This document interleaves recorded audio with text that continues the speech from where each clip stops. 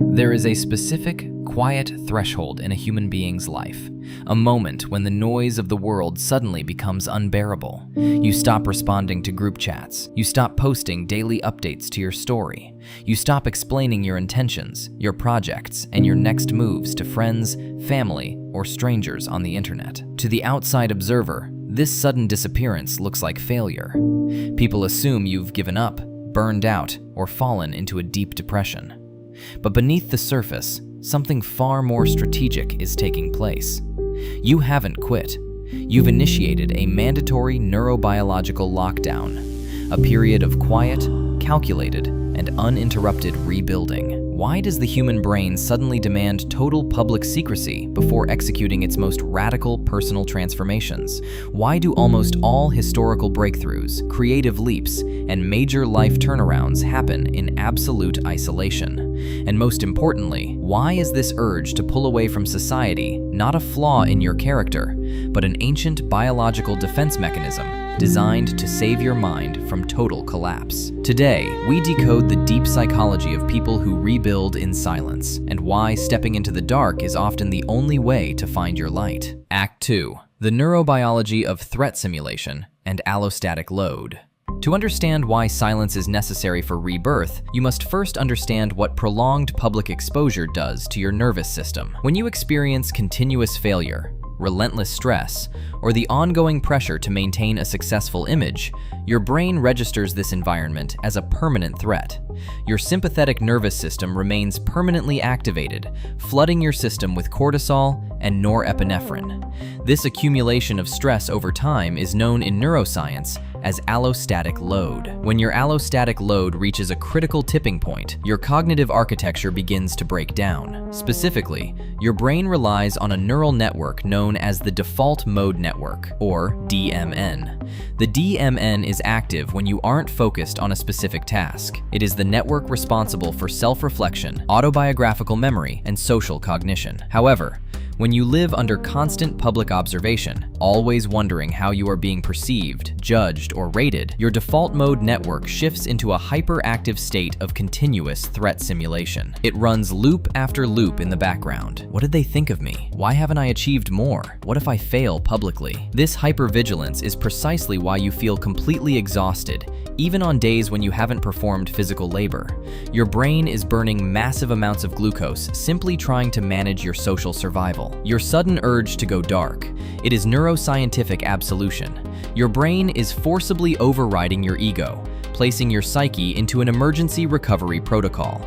By pulling back from the world, your nervous system redirects vital biological energy away from public image management and channels it entirely into internal neurorestoration and emotional stabilization. Act 3. The death of the performative persona. In the mid-20th century, sociologist Erving Goffman revolutionized our understanding of human behavior through what he called the dramaturgical perspective. Goffman posited that human life is divided into two distinct zones: the front stage, where we perform for an audience, and the backstage, where we drop the mask and prepare for the next performance. In our hyper-connected, digital-first world, the backstage has been completely destroyed. Through the phenomenon of the digital twin, our curated online profiles and public reputations, we are forced to maintain a 24/7 front stage performance. We broadcast our goals, micro-habits, workouts, and ambitions. But in doing so, we trigger a dangerous neurochemical feedback loop. When you announce an ambition to the world, telling people you're going to start a business, lose weight, or write a book,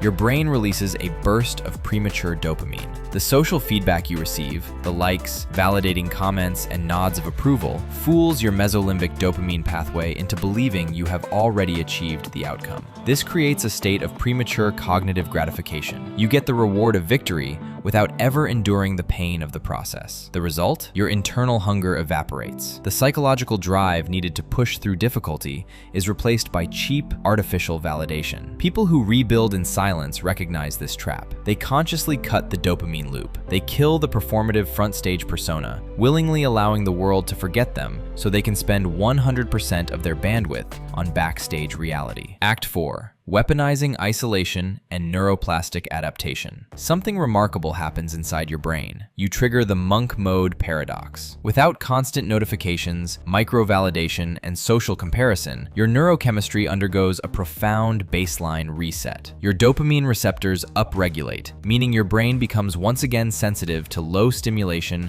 high-effort activities. Tasks that previously felt boring or grueling, like deep study, repetitive training, or complex problem-solving, become deeply engaging. Furthermore, isolation forces you to confront what analytical psychologist Carl Jung called the shadow. When you are surrounded by noise, it is easy to distract yourself from your failures, shame, and unfulfilled potential. But in total silence, the noise dies down, and your unresolved mistakes rise to the surface. While this phase is uncomfortable, it is essential for true growth. In the absence of external escape, your brain converts past shame from chaotic emotional noise into cold, focused execution fuel. This is where true neuroplasticity occurs. Stripped of external demands, your prefrontal cortex rewires itself for deep focus, long-term planning, and emotional resilience. You cease being a passive reactor to external events and become an active architect of your cognitive baseline. You aren't hiding from the battle, you are sharpening your blade in the dark. Act 5. Psychological reactance and the locus of control. There is another critical psychological reason why true transformation demands total secrecy: the principle of psychological reactance. Psychological reactance is an emotional reaction to a threat to, or loss of,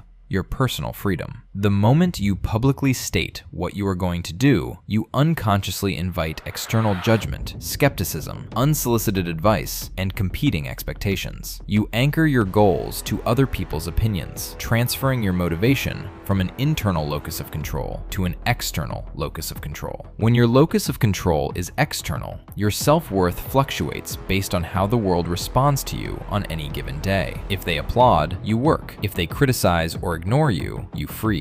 By enforcing absolute secrecy, you protect your internal locus of control like a vault. You build what engineers call a pressure vessel. When steam is allowed to escape from a pipe, it creates a faint hiss. But when that same steam is sealed tightly inside a container, it creates enough raw pressure to drive a turbine. Every small win, every late night session, and every overcome obstacle is kept inside. Because no one knows what you are working on, no one can tear it down. You build an unshakable identity, rooted not in public applause, but in absolute, indisputable self-trust. Act 6. The Re-emergence Protocol. If you are currently in a phase where you've cut the noise, stepped back from the crowd, and chosen to work in complete secrecy, hear this loud and clear. Your isolation is not a defect. Your silence is not a sign of weakness. It is an intentional boundary. It is the mandatory, quiet incubation period that always precedes